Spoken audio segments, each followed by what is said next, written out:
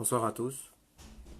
On se retrouve une nouvelle fois pour un live où on va parler en fait de la situation des stagiaires, étudiants stagiaires qui sont du ministère de la Santé et qui sont actuellement au Maroc. Donc le calvaire des étudiants stagiaires au Maroc. Donc j'attends que notre invité se connecte. Ce sera un live avec directement les personnes concernées. Donc j'attends que notre invité se connecte pour qu'on puisse vous expliquer en fait de quoi il est question. Merci à tous de partager le live et de partager également les autres lives. J'en ai fait un aujourd'hui à midi, entre midi et 2, sur ce qui se passe actuellement au niveau des eaux et forêts et de la douane gabonaise, en tout cas ce qu'on appelle le Kevazingo Gate. Et j'ai essayé de donner des informations que vous pouvez utiliser.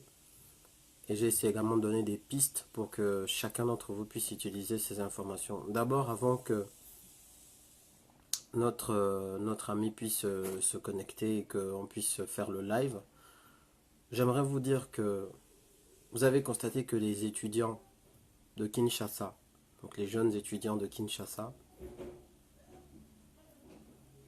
se sont excusés. Beaucoup les ont critiqués en disant que ce sont des gens qui ont fait volte-face, qui ont fait demi-tour. Ils sont venus lire un texte d'excuses. Je pense qu'il faut qu'on soit pragmatique dans cette histoire. Ces jeunes sont des officiers. Ils feront donc partie de l'armée. Parce que la marine, c'est directement, c'est pas que les forces de défense, c'est carrément les forces armées au Gabon. Vous savez que l'armée, on l'appelle la grande muette dans tous les... Ça s'appelle la grande muette, c'est-à-dire qu'ils ont un devoir de réserve. Et ces jeunes ont osé braver le devoir de réserve. Donc ils ont parlé, et je pense qu'ils se sont fait durement menacer. C'est-à-dire que, clairement, avant même que leur carrière ne commence, elle était déjà finie s'ils ne venaient pas faire ces excuses. Il faut dénoncer ces méthodes de voyous. Ils ont dit dans leur vidéo que la RDC est un pays en guerre. On leur a demandé de venir s'excuser de l'avoir dit. Vous comprendrez vous-même que diplomatiquement ça a dû secouer à gauche et à droite et que les parents ont dû leur dire que voilà, il faut faire ça parce que on va vous relancer vos inscriptions, vous aurez vos bourses. Vous avez atteint votre objectif au finish parce que la vidéo n'a pas fuité. C'est une vidéo, on sent bien que elle a été filmée pour être postée. Peut-être que du coup la situation va être réglée parce que c'est ce que nous on voulait. Enfin nous, quand je dis nous, je parle de moi personnellement. Tant mieux si la situation est réglée et puis on comprend tous qu'ils ont été menacés, donc il n'y a pas besoin d'être magicien pour le comprendre. J'attends que notre invité du jour se connecte, comme je vous l'ai dit. Nous allons vous parler donc du calvaire que vivent les étudiants qui sont en stage actuellement, des étudiants gabonais, hein, qui sont des fonctionnaires en fait, qui sont allés en stage au Maroc et qui vivent un calvaire là, donc ils vont se connecter pour nous en parler. Voilà, donc j'attends Jaël Beka, j'attends que Jaël Beka se connecte. J'attends juste que Jaël Beka se connecte, c'est lui qui va être notre invité du jour. Hein. Donc en attendant, vous n'entendez pas, vous n'avez pas le son? C'est tout bon là?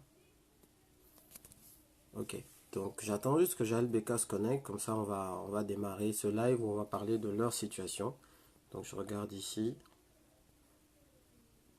voilà, je ne le vois pas encore connecté, donc dès qu'il se connecte, on va démarrer ce sujet. En attendant, si vous voulez, vous pouvez peut-être me poser des questions sur les sujets qui ont été traités ces derniers jours, en attendant qu'il se connecte, et puis après on pourra avancer. D'accord? Donc je vous écoute. Si vous avez des questions, en attendant que notre invité Jaël Beka se connecte, on va s'entretenir un peu. Donc j'entends des gens qui disent effectivement que les enfants ont été menacés et par les autorités de l'ambassade du Gabon en RDC et des autorités gabonaises. Je le pense également. Ardetnek Consumitour, ils ont parlé sous la contrainte, tout comme les prisonniers des talibans parlent sous la contrainte. Je suis d'accord avec toi. On a vu que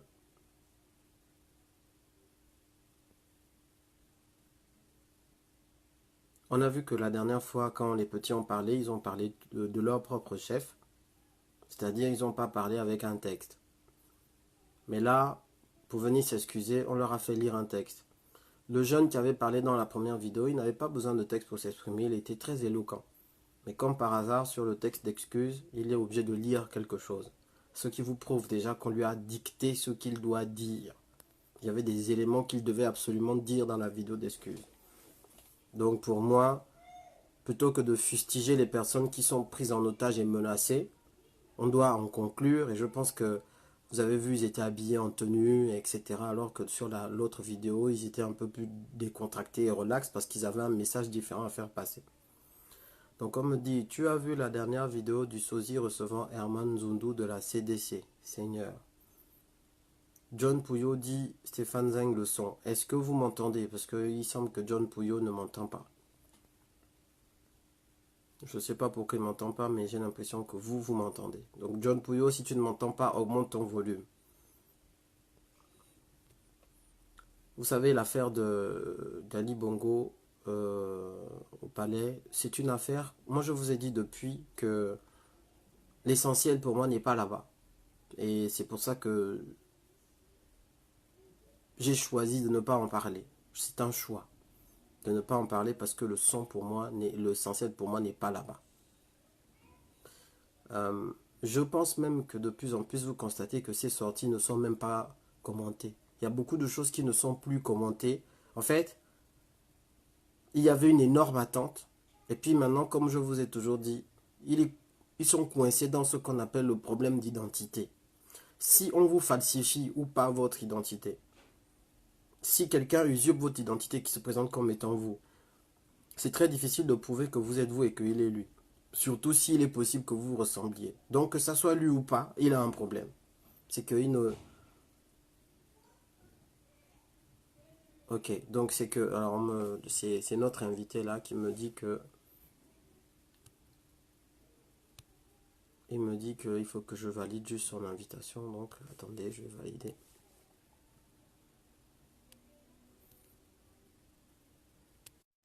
Voilà. Donc donnez-moi 30 secondes le temps que j'ajoute l'invité. Donc alors qu'est-ce que Adette, la vidéo que tu as faite sur le psychose prouve à suffisance que tu as tapé dans le mille. Bah oui, le vrai problème c'est que les fonds ont été détournés par les ministres de tutelle, les autorités de tutelle. Ça s'arrête là, c'est full stop, il n'y a rien d'autre à rajouter. C'est clair, net et précis.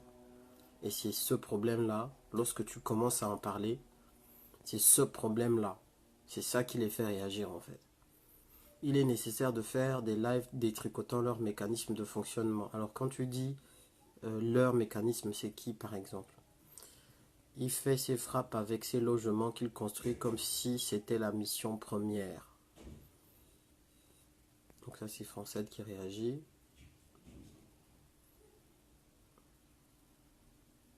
Ok, donc il faut effectivement détricoter le fonctionnement du système.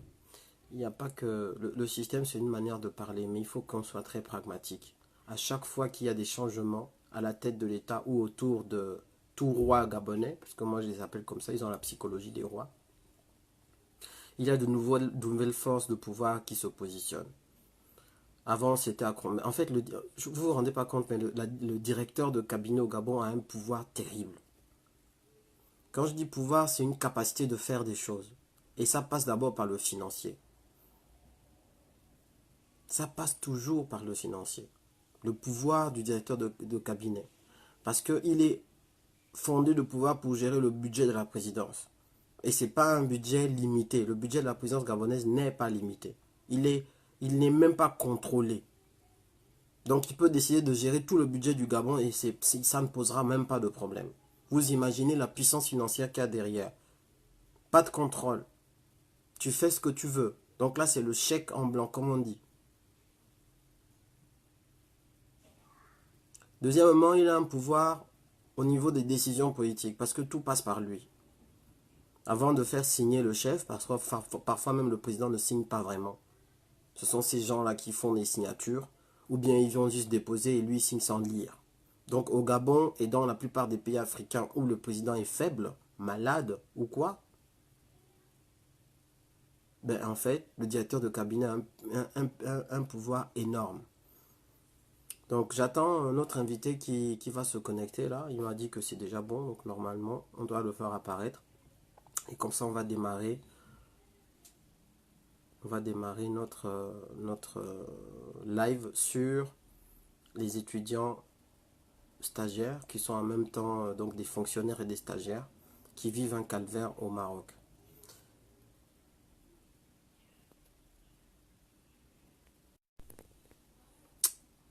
Voilà, j'attends. Bon, alors, Verdier qui dit la population gabonaise pense que vous ne parlez plus d'Ali Bongo de sa mort ou pas parce que vous savez que vous êtes trompé. Il est vivant, mais n'est plus apte à diriger car il est très mal. Verdier Ndongema, tu sais, de toute façon, celui qui a, celui qui a peur de s'être trompé, c'est un narcissique. D'accord. Et il y a un syndrome des gens qui sont narcissiques qui est très connu en plus du narcissisme. Il y a un autre syndrome psychiatrique qui a été développé, dont je parlerai dans les prochains lives. Et je pense que ceux qui souffrent de ce syndrome-là, il faudrait qu'ils se fassent soigner. Donc déjà à ce niveau, se tromper pour moi, c'est même pas un problème. Si on se trompe ou si on se trompe pas, si un jour c'est prouvé qu'on se trompe, ça ne me pose aucun problème.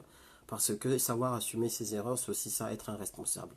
Donc, il n'y a pas mort d'homme. De toute façon, que je me sois trompé ou pas, ça ne change pas le quotidien du Gabonais et tout ce qui s'est passé au Gabon. Ça peut changer la manière dont certains vont me voir, parce qu'ils vont se dire, tiens, lui là, il n'a pas le droit de se tromper. Mais au finish, même si c'était ça, ça ne me gênerait absolument pas. Parce que franchement, c'est pas trop le fond de la question. Par contre, je pense aussi que c'est important, même si les gens demandent qu'on parle de quelque chose, de leur expliquer que c'est pas là-bas qu'il faut regarder. Même eux-mêmes ne parlent plus d'Ali Bongo. Ils parlent de lui en termes de rassemblez-vous autour du chef. Le chef d'État a laissé ceci, mais eux-mêmes ils sont en train de se faire la guerre autour des intérêts. Le plus important, c'est comment on vend le Gabon. Le plus important, c'est pas quelle est la tête de pont, quelle est la tête de pipe qu'on va choisir pour aller représenter ceux qui vendent le Gabon. Le plus important, c'est qu'il y a un ensemble de gens. Même si on change X, Y va prendre. Même si on change Y, Z va prendre. C'est mon message depuis le départ. Ali Bongo ou sans Ali Bongo, je l'ai toujours dit dans toutes mes vidéos, je me bats contre un système. Que quand on a commencé la résistance, Ali Bongo était président. Il était un président qui se renforçait même. Il renforçait ses pouvoirs présidentiels au travers des modifications constitutionnelles. Donc quand j'ai commencé ma résistance, Ali Bongo était au plus fort de sa forme. Qu'il soit mort. Prenons même le cas où les émergents disent que c'est lui, parce que je m'en fous en vrai. Vraiment, je vous dis, je m'en fous. Si c'est lui, bah tant mieux. Il n'est pas mort. Ça change quoi à mon quotidien de Gabonais? Ça change quoi à mon combat? Il est affaibli, il est aveugle, il est faible, c'est encore même mieux, même si même dans cette hypothèse, nous sommes en droit de dire que notre combat est encore plus légitime qu'avant et que nous devons encore être plus forts qu'avant. Parce que ça veut dire clairement que l'adversaire qui tient le système est affaibli, donc le système peut être affaibli d'une certaine manière et qu'il faut continuer à frapper fort. Donc, mort au, vivant au, aveugle au, fauteuil roulant au, boiteux au, franchement, pour moi qui suis résistant, je vous le dis comme je le pense. Tant que ce système ne sera pas tombé et qu'on n'aura pas une alternance de la gouvernance, et cette alternance, c'est ça qui va amener le fait qu'on puisse mettre l'homme qu'il faut à la place qu'il faut. Je ne vous parle pas de Jean Ping, je ne vous parle pas de l'élection de 2016. Écoutez-moi bien, je ne suis pas un pinguiste, je ne suis pas chanteur de Jean Ping. Je ne suis pas une personne qu'on va arranger dans la boîte que lui là, c'est opposant, oh, il s'habille en jaune oh, parce que c'est le fils de Jean Ping. Non, ça c'est pas moi. Donc moi je vous parle d'alternance au sommet de l'État, dans les rangs intermédiaires et au plus bas de l'échelle gabonaise, le changement de mentalité. C'est ça mon combat. Avec ou sans Ali Bongo, avec ou sans Jean Ping, avec ou sans Zoba, avec ou sans Oyemba, avec ou sans X, même si je suis seul à faire ce combat, je le ferai seul comme ça. Parce que je trouve que c'est un bon combat et que personne ne m'a envoyé. C'est une décision libre et éclairée. Donc je pourrais vous faire un live pour vous faire l'hypothèse, bon, maintenant Ali Bongo est vivant. Quelles sont les conséquences et qu'est-ce que ça veut dire? Mais sincèrement, ce n'est pas cet individu qui m'intéresse. D'ailleurs, quand on avait fait des lives sur Ali Bongo, J'avais essayé de démonter un certain nombre de fake news. J'avais essayé de conforter un certain nombre d'interrogations.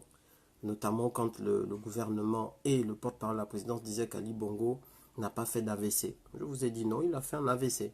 Et j'ai utilisé le fait que Reuters l'avait dit, un journal qui est très sérieux, qui est comme l'AFP. Il avait dit, je dis, mais portez leur plainte. Allez porter plainte en diffamation, ils vont vous sortir les preuves. Quelques temps après, oh, effectivement, il a fait fatigue sévère avec saignement, donc AVC. Le président se remet dans l'AVC. Bon, vous comprenez? Est-ce que ça a changé votre quotidien? Que Ali Bongo ait fait un AVC, qu'il soit mort ou pas? Vous-même réfléchissez. Imaginons qu'il soit mort, ça a changé quoi? Imaginons qu'il ait fait un AVC, qu'il soit, comment on va dire, malade, infirme et tout ce que vous voulez. Ça a changé quoi? Concrètement, c'est nous qui sommes la clé, qui doit tout déclencher. Donc je préfère me focaliser sur la solution, qui est nous, éveiller nos consciences, changer nos mentalités, apporter des informations qui sont des informations que je livre à votre propre examen. Je ne vous dis pas croyez-moi, je vous dis regardez vous-même. Et ensuite chacun d'entre vous au sortir du live se dit je crois ou je crois pas. C'est vous-même qui voyez. La personne d'Ali Bongo même, je n'en ai pas beaucoup parlé lorsque on nous a ramené soi-disant Ali Bongo au Gabon. Voilà. Vous regarderez mes lives. Je vous ai dit, je prends le choix de ne plus parler de ça. Et j'essaye de m'y tenir parce que franchement, ce n'est pas ça le plus important pour moi. Le Kevazingo est toujours vendu, l'Iboga est toujours vendu, l'or est toujours vendu, le diamant est toujours vendu, avec ou sans Ali Bongo. Même s'il était mort et enterré, il fabrique des fausses signatures. Ils s'en foutent. Donc, qui est la personne à éveiller dans tout ça? C'est pas Ali Bongo, c'est pas la cruche. C'est pas lui qu'il faut éveiller, c'est nous qu'il faut éveiller, nous-mêmes les citoyens. Parce que la clé viendra de nous. Et ça, je ne changerai pas d'avis là-dessus. Donc, mieux quand vous venez sur mes lives là, venez pour m'écouter par rapport à vous-même. Éveillez votre conscience. Essayez de voir ce que je vous montre et analysez vous-même. Vous-même. N'essayez pas de vous faire convaincre par ce que je dis si ce que je dis n'est pas convaincant. Analysez vous-même. Prenez du recul. Essayez de regarder en quoi c'est vrai ou c'est faux. Vous avez des articles qui sont écrits. Vous avez des projets que je vous montre. Vous avez des sites avec des preuves où vous pouvez vous-même aller regarder des choses. En tout cas, c'est ce que j'essaye de faire. Donc, franchement, je pense que on devrait arrêter même de parler de cet individu et essayer de se concentrer sur nous-mêmes. Parce que plus nous serons forts, plus nous allons balayer n'importe lequel de nos adversaires et n'importe lequel de nos systèmes. N'ayez pas peur de regarder en face. Commençons d'abord à muscler notre jeu. Commençons d'abord à voir notre propre manière de nous battre. Commençons d'abord à nous éveiller nos consciences. Commençons d'abord à sortir du maboulisme dans lequel ils ont voulu nous plonger. Commençons à sortir du sommeil dans lequel ils ont voulu nous plonger. C'est ça qui est le plus important. Et après, tous ceux qui vont vous présenter comme adversaires, chefs d'État, ministres, tout ça, vous allez les balayer du revers de la main. Et c'est ce qu'on fait ces derniers mois, si vous remarquez bien. On appelle ça la résistance transformationnelle. Ça veut dire, je ne suis pas le même avant de regarder un live. Je ne suis pas le même avant qu'après. Je ne suis pas le même. J'ai changé, j'ai été transformé. Si un live vous transforme, si une activité de la résistance vous transforme, c'est que vous êtes vraiment, pour moi, vous êtes vraiment en train de passer par le bon endroit, par le bon chemin. Parce que le but, c'est qu'on soit transformé, renouvelé, différent, moins pédégiste, moins embrouillé, moins endormi, moins naïf, qu'on croit plus facilement. On ne peut pas être le genre, quelqu'un a dit donc c'est vrai. Non. Non, tel a dit qu'il a vu tel qui fait ça. Et puis tu arrives aussi, tu dis oui, donc c'est vrai. Non, on ne t'a pas présenté la preuve. Comment tu sais que c'est vrai? Donc tant qu'on ne t'a pas présenté une preuve, tu dois douter. Ça ne veut pas forcément dire que derrière tu vas dire que c'est faux. Ça veut dire que quelque part tu dis bon, avec preuve déjà je crois un peu plus. Sans preuve là c'est compliqué. Sans preuve, je vous dis déjà, sans preuve c'est compliqué. On doit être en capacité de vous donner des éléments qui font que vous croyez. Après, il y a des gens qui disent des choses où vous savez que lui là je peux lui faire confiance. Mais même si c'est confiance là, gardez toujours 10% ou 5%, vous dites que je n'ai pas tout vu. Je crois à 90%. 100% là, non. Et c'est ça qui va vous sauver. J'ai toujours pas de message.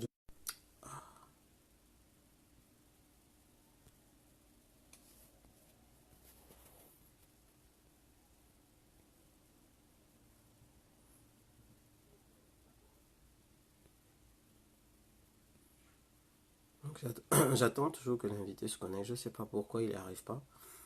Donc, alors, Becca, si tu m'entends, envoie-moi un message. Je te rajoute directement au live.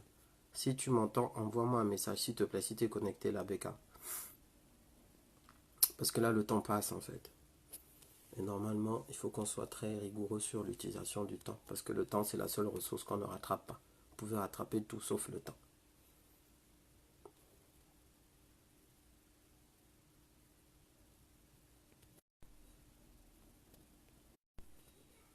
Ah, il est là, super. Ok, nickel. Bon, bah voilà. Donc, je vais rajouter notre invité et puis on va avancer. Je vous ai un peu entretenu pendant ce temps. Donc voilà, il y a une demande qui est en train d'aller vers notre invité Jaël. Il va donc se connecter et puis on pourra avancer sur le live.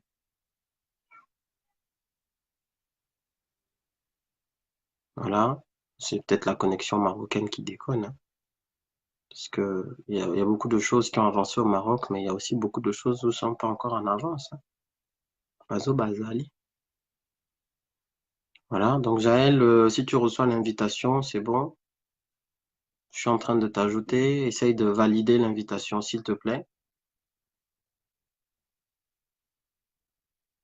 Bonsoir à tous, bonsoir Nana. Ok, allez, allez. Ah, il a refusé. Allez, je recommence. Donc il dit, qu'est-ce que j'ai un PV de son. Alors, je sais pas pourquoi tu as un PV de son. Il faut juste accepter l'invitation. Si tu m'entends, normalement tu reçois une invitation de Facebook. Tu cliques dessus et puis tu acceptes et c'est tout bon.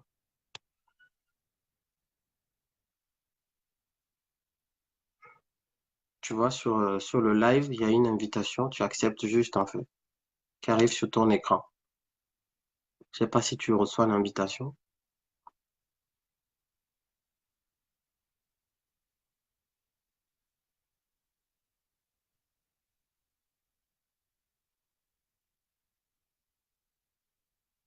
Ok. Jaël, est-ce que tu peux valider l'invitation? Non, ça passe pas. Alors Jaël, toi, tu peux m'envoyer l'invitation. On va essayer une dernière fois. Sinon, après, moi, je vais me déconnecter parce que on pourra reprogrammer. Ben voilà. Donc, on va essayer une dernière fois. Soit tu m'envoies l'invitation et je te renvoie ou je te renvoie. Ok? Jaël, il me dit c'est bon. Bah non, c'est pas bon. Je recommence. Donc, je t'invite.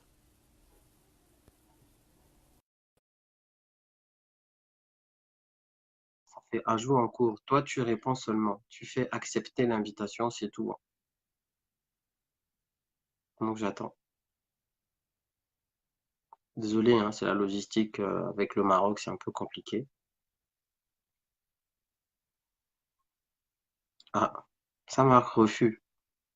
Alors, Jaël, ça marque refus. Soit tu as attendu trop longtemps sans valider. Donc, dis-moi un peu. Attends. Donc, explique-moi là, je comprends pas pourquoi ça ne prend pas de ton côté.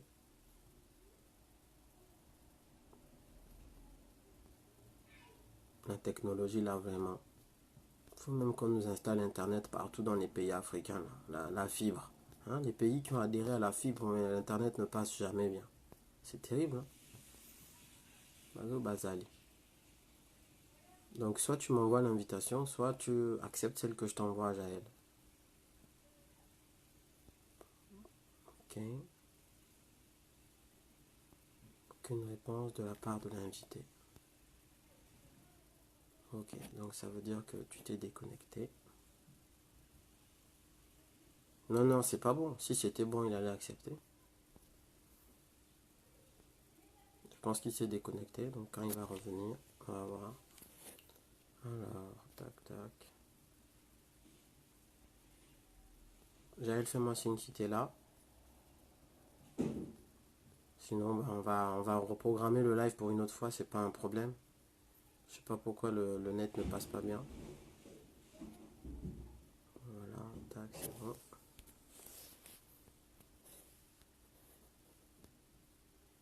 Non, je pense qu'il est déconnecté là.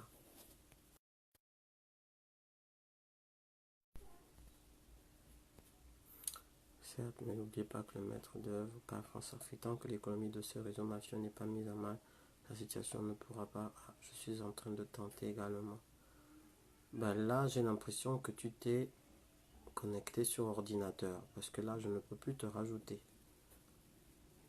Voilà, donc j'ai l'impression que tu t'es connecté sur ordi. Il faut passer sur téléphone.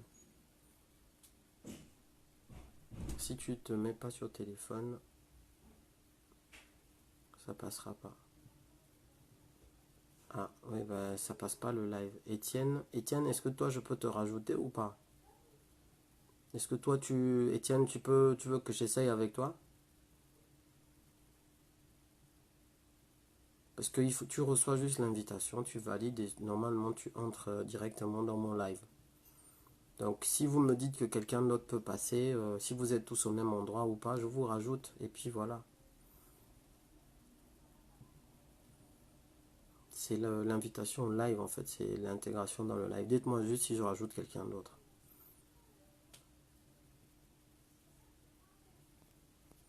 Il faut redémarrer ton phone, ouais.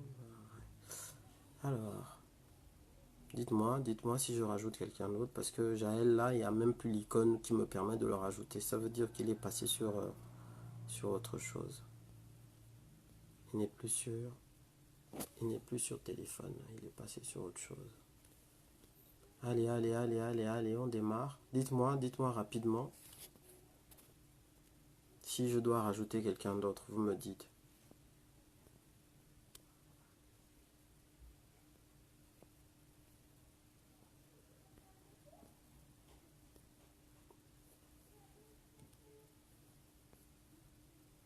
Oui, il rajoute Ida Sandra. Ok, Ida Sandra. Ok, hop, c'est parti.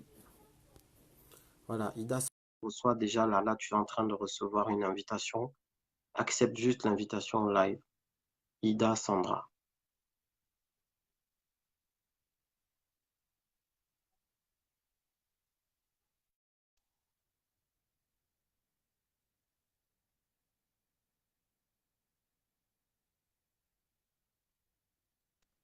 Allô? Ah, voilà. Étienne, bonjour. Bonjour Stéphane. Voilà, c'est bon, là, ça a marché avec toi, super. Ouais. Donc, alors, moi, j'ai beaucoup de questions à vous poser. Le but, c'est vraiment d'essayer de comprendre votre situation. Mais d'abord, je vais te laisser te présenter parce que c'est un peu ça, les auditeurs te comprennent, te connaissent pas. Donc, je vais te laisser te présenter et après, on va rentrer dans le vif du sujet. Si tu as envie de te présenter, tu n'es pas obligé d'aller jusqu'au bout, mais voilà, tu veux juste nous dire qui tu es rapidement et dans quel cadre tu es invité à l'émission et après, on démarre le sujet. D'accord, merci Stéphane. En fait, je suis Étienne, je fais partie de la cohorte donc 2017-2020 inscrite aux ISPIT du Maroc. Voilà. Et qu'est-ce que c'est que ISPIT en fait? C'est quoi exactement? Juste pour ISPIT, connaître. c'est un peu l'abréviation de Institut supérieur de profession infirmière et technique de santé. Donc, c'est une école qui forme les techniciens de santé, donc des paramédicaux, qui sont un peu dans toutes les disciplines qui font dans la paramédicale, comme je disais tout à l'heure. Donc, on retrouve les infirmiers, on retrouve les sages-femmes, on retrouve les techniciens de santé environnement, on retrouve les radiologues, on retrouve les laborantins et j'en passe. Donc, tous ceux qui sont un peu dans le domaine de la santé, mais des paramédicaux. Voilà un peu. Et, Très bien. et donc, cette école est étendue un peu dans tout le Maroc. Donc, il y en a, on a des collègues de cette promotion qui sont à Oujda, on a des gars qui sont à Tanger, on a des gars qui sont à Marrakech, on a des gars qui sont à Rabat et ceux qui sont à Casa. Donc Très voilà bien. un peu grosso modo présenter l'ISPIT et les différentes démembrements des différentes régions où sont affectés les autres collègues de cette même cohorte-là. Très bien. Donc, merci de cette présentation. Donc, vous êtes un personnel médical. On m'a dit que vous étiez des fonctionnaires gabonais, donc vous étiez régulièrement en fonction au Gabon, c'est bien ça? En effet, nous sommes tous fonctionnaires du ministère de la Santé. Euh, certains ont, comment on appelle, certains ont une expérience professionnelle allant le moins ancien à 11 ans. Donc, 11 ans entre 11 d'expérience. 11 ans d'expérience professionnelle. certains ont 20 ans, 21 ans, 22, 23, et donc c'est selon les personnes. Hein. Donc on n'a pas tous le même nombre d'années, mais il y en a, ça va de 11 à 20 et plus D'accord. d'années Donc, d'expérience professionnelle. très bien. Donc, ce qui s'est passé d'après ce que j'ai su du dossier, c'est que donc, vous êtes au Gabon et à un moment donné, on vous parle de la possibilité d'aller vous continuer votre formation en master au Maroc. Bon, l'historique, c'est quoi? C'est-à-dire que le ministère de la Santé, via la coopération, puisqu'il existe déjà une coopération en termes de formation entre le ministère de la Santé du Gabon et le Royaume du Maroc, le ministère de la Santé, par le biais de l'ISPIT. Donc, cette coopération a été signée, je crois, à l'époque du défunt président Omar. D'accord. Maintenant, par rapport à cette coopération, le ministère de la Santé au Gabon a donné un avis de candidature. Donc, Ok. nous avons soumissionné, on a posé des dossiers. Sur étude de dossiers, les dossiers ont été retenus pour venir participer à la formation au Maroc. Donc, c'est une convention qui existe déjà. Et il était question que nous venions pour 2 ans. Bon, malheureusement, arrivé ici, on a eu tout un tas de problèmes. Les ISPIT ne formaient pas, ne formaient que, bon, pour obtenir une licence, ce qui nous a valu qu'on nous ajoute la 3e année. Plus qu'on Alors, ne pouvait on pas va y nous... revenir. On va y revenir parce que j'aimerais D'accord. vraiment amener les gens chronologiquement à comprendre votre dossier. Donc, vous êtes Donc, sur finalement l'étude accepté. Oui, donc, OK. sur l'étude des dossiers, nous avions été retenus et c'est comme ça on est arrivé au Maroc pour la formation. Très bien. Donc, en fait, j'ai lu dans les documents initiaux, vous étiez à peu près 67, mais finalement 63 qui sont arrivés au Maroc. Enfin, je pense que le total exact, c'est 63. Donc, vous partez du Oui, Gabon pour commencer vos études en novembre 2017. C'est bien ça? oui, exactement, novembre 2000. En principe, on avait pris du retard parce que il fallait déjà trouver des billets, mais normalement, la formation devait débuter en septembre 2017.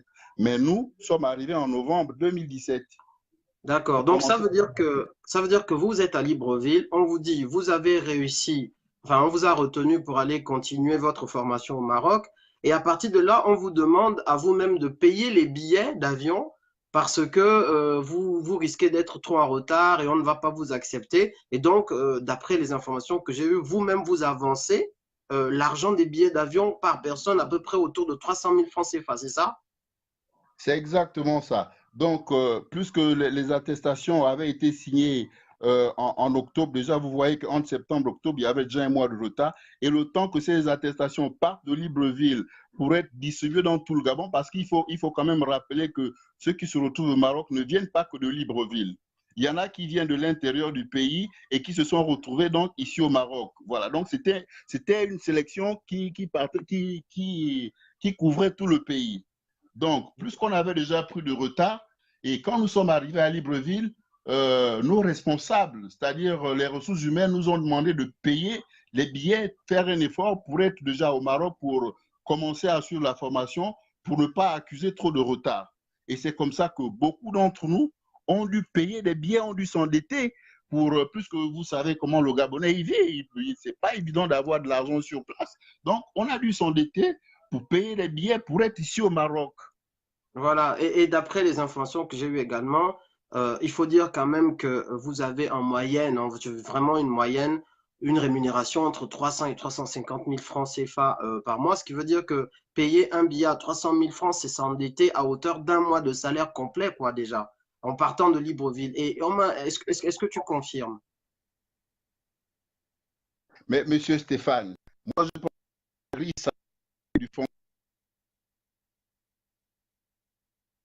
elle est connue. Si vous regardez dans la grille salariale à la fonction publique, pour un fonctionnaire de catégorie B, vous pouvez aisément imaginer quel est son salaire. Et maintenant, entre ce que vous touchez et payer un billet qui est le moins coûteux en cette période était autour de 350 000 francs. Vous imaginez la suite, je ne vous en dis pas plus. Ah oui, non, mais tout à fait. Donc, on comprend que vous avez hypothéqué carrément un mois sans compter les inconvénients que cela a, puisque vous n'aviez pas prévu cette dépense. Donc, il faut faire des prêts. Souvent, c'est des prêts avec intérêt et vous avez déjà des familles à charge. Mais on vous dit que ce sera remboursé et semble-t-il, vous introduisez même un dossier de remboursement depuis le Gabon pour être prévenant, c'est-à-dire pour que l'argent arrive rapidement. C'est bien ça? Monsieur Stéphane, dès que nous sommes, vous imaginez quelqu'un qui part de son pays pour aller à un stage dans un pays étranger, n'est-ce pas? Quand vous arrivez, la première des choses à faire, après avoir payé le billet, dès que vous arrivez à l'endroit, vous cherchez à vous installer. Ça implique des frais supplémentaires que vous devez acheter. Vous devez vous mettre à l'aise. C'est-à-dire, vous devez chercher là où vous habitez, vous devez payer une maison, vous devez payer soit un matelas, vous devez chercher à avoir tout ce qu'il faut pour que quelqu'un soit à l'aise. Ça, c'est un.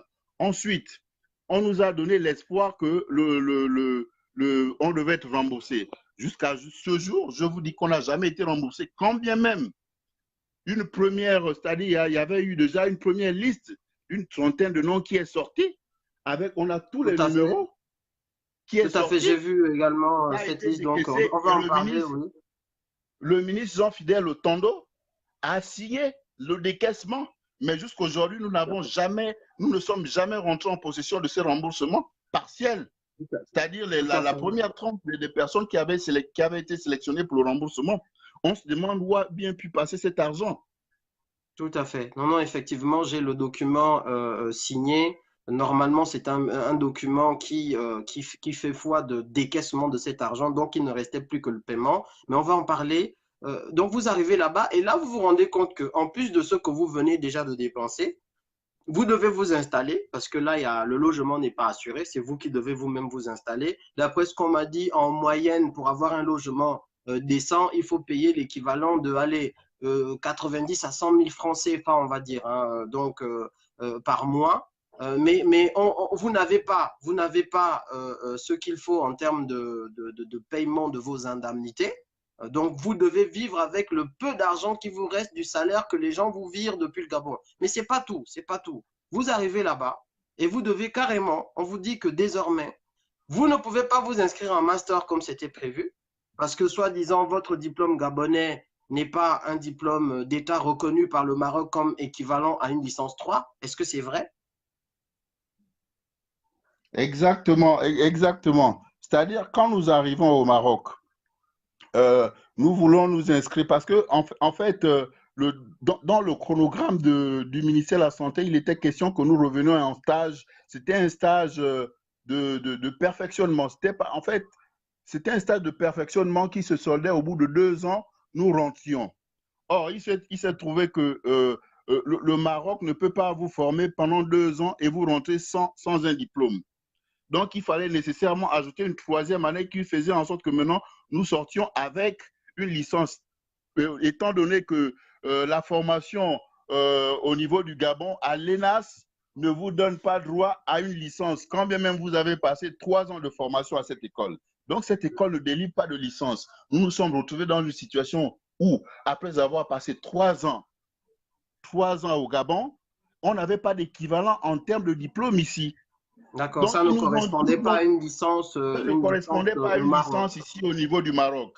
Et ils nous ont dit, bon, on ne peut pas vous former en 2 ans parce qu'ici, nous, on forme pour 3 ans et à la fin, c'est sanctionné par la délivrance d'une licence. Or, si on vous forme pour 2 ans, on ne peut même pas vous recruter en 2 ans. Ce n'est pas faisable dans les statuts de l'école. Et on était obligés, ils étaient obligés de nous réinscrire en première année, donc en année de formation initiale. Et c'est ce que nous sommes en train de faire jusqu'à maintenant. Donc, il y a une année en plus qu'on vous impose.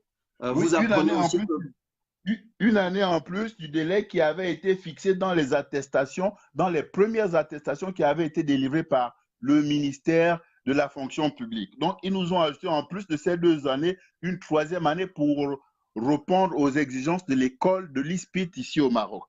Tout à fait. Donc, ça veut dire qu'à la fin des 3 ans, vous n'aurez pas un master, mais vous aurez une licence, c'est ça? Non. Non, ce n'est pas un master. Ça va être une licence professionnelle dans les différentes filières que les uns et les autres se sont fait inscrire. Eh ben, dis donc. Bon, maintenant, après, on vous dit, ben, écoutez, il faut payer vous-même l'inscription et également, il faut payer l'assurance maladie parce qu'il y a une assurance maladie à payer. C'est ça, c'est à votre propre charge. C'est ce que vous découvrez sur place. Oui. Aïe, aïe, aïe. Un problème de réseau, je vous entends de moins en moins bien. Mais bon, en tout cas, quand nous sommes arrivés au Maroc, quand nous sommes arrivés, en fait, il s'est posé le problème où l'État gabonais n'avait pas encore payé l'AMCI. L'AMCI, c'est l'Agence marocaine de coopération internationale. Pour commencer les cours, il faut s'acquitter des frais d'inscription qui s'élèvent à 400 et quelques dirhams. En plus de ça, il faut payer une assurance maladie. C'est la condition sine qua non pour être admis dans les salles de classe au niveau des ISPIT. Nous étions obligés de payer ces frais, plus qu'on avait espoir que l'État devait nous rembourser cet argent. Parce que la convention est claire. Le ministère de la Santé au niveau du Maroc s'occupe uniquement, je dis bien, de la formation des stagiaires. Et le rôle de l'État, c'est de s'occuper de tout le reste, c'est-à-dire le séjour, le loyer et tout l'État qui est compris. Donc, normalement, vous ne deviez même pas avoir de problème de loyer. Vous ne deviez pas vous occuper vous-même de trouver le loyer. Vous ne deviez pas vous occuper vous-même de payer les inscriptions. Vous ne deviez pas vous occuper de payer l'assurance.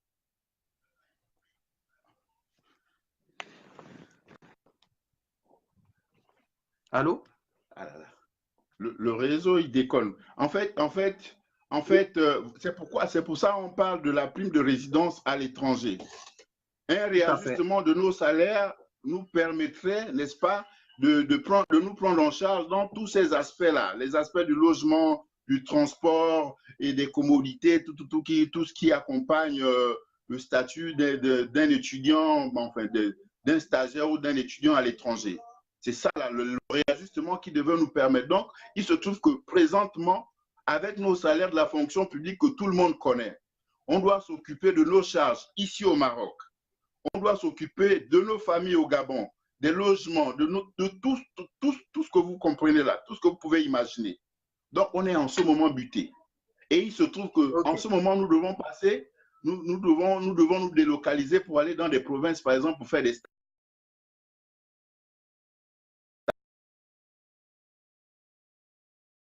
Vous ne pouvez pas aujourd'hui, en plus du loyer que vous payez ici, si on vous demande d'aller, par exemple, poursuivre un stage au niveau, par exemple, je prends l'exemple de Marrakech, ça veut dire que vous allez engager un autre loyer ou bien soit vous partez à l'hôtel ou bien vous louez une autre chambre là-bas, une autre maison.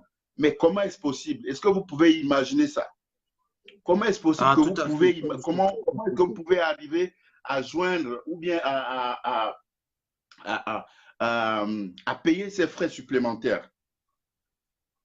Tout à fait. Alors, d'après les informations que j'ai eues également, là, en échangeant avec quelques-uns parmi vous, donc, vous vous êtes retrouvé carrément dans une situation où, premièrement, on ne vous paye pas les primes qu'on doit vous payer pour le loyer. On ne vous paye pas ce qu'on doit vous payer pour le transport. En tout cas, c'est pas réglé, vous n'avez pas cet argent. Vous payez vous-même l'inscription, vous payez vous-même également l'assurance. Et du coup, vous engagez des démarches auprès de votre hiérarchie au Gabon. Vous commencez à leur écrire. Donc, d'après les informations que j'ai eues en discutant avec vous, donc c'est carrément, vous en êtes aujourd'hui, depuis donc novembre 2017 que vous êtes au Maroc, vous en êtes à une dizaine de correspondances à vos hiérarchies, à vos différentes hiérarchies.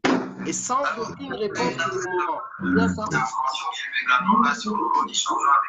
Bon, c'est exact. En fait, c'est un peu ça la situation. Nous sommes complètement abandonnés par l'État qui nous a envoyés ici. Nous sommes abandonnés à nous-mêmes. Aujourd'hui, je vous assure, Stéphane, parmi nous, il y en a qui sont malades.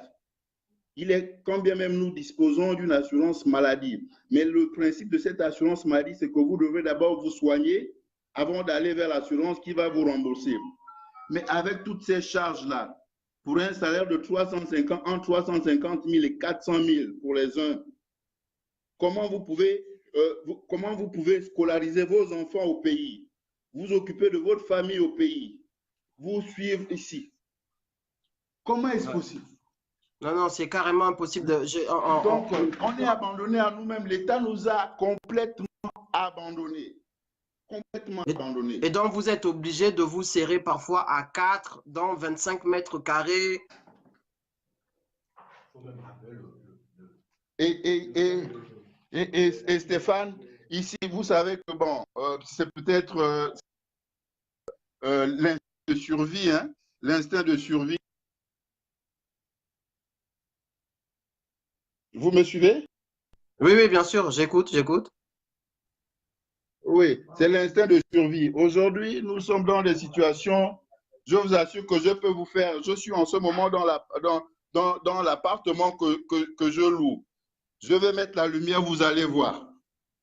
On n'a pas d'intimité. Vous voyez ici, Ah, vous ça, voyez là, ce sont des c'est pas fonctionnaires possible. gabonais qui habitent là. Vous pouvez montrer, tout le monde peut voir, hein.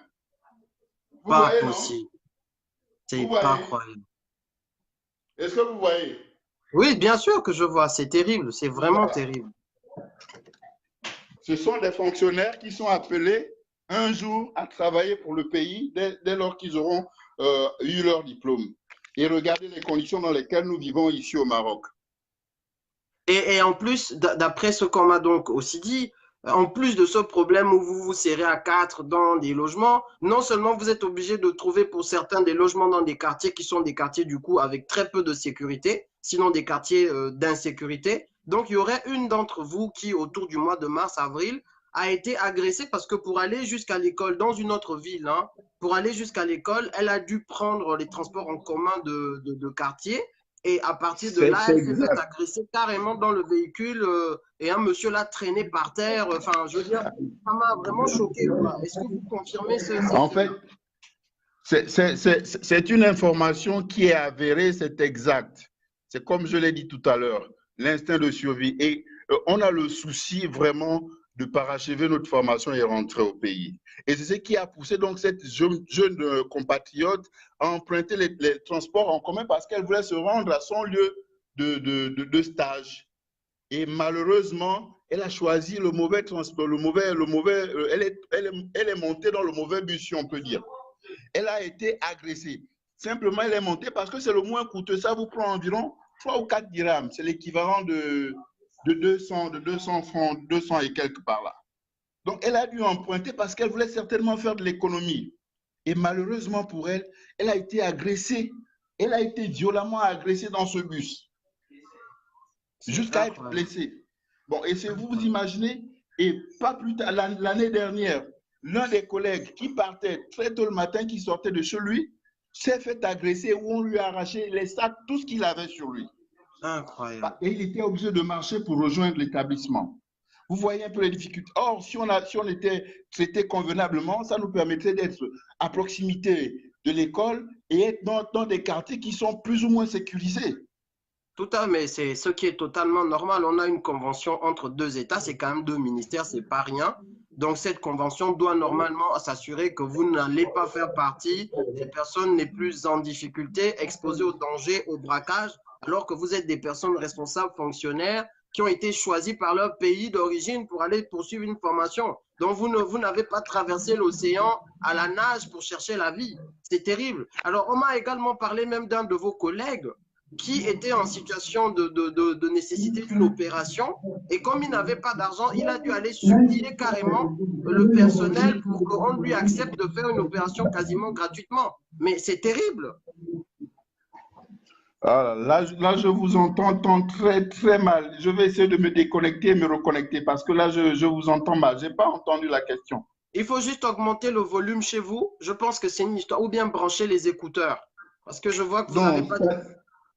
il y a des coupures, donc j'ai du mal à vous saisir. Donc, ça vient en saccade. Donc, j'ai du mal à Ah, saisir ok. exactement. Je Il comprends faut, pas. il faut, il faut essayer de ou bien garder la même position que vous aviez au départ, rester au même endroit, parce que ça passait bien au début. Est-ce que vous m'entendez?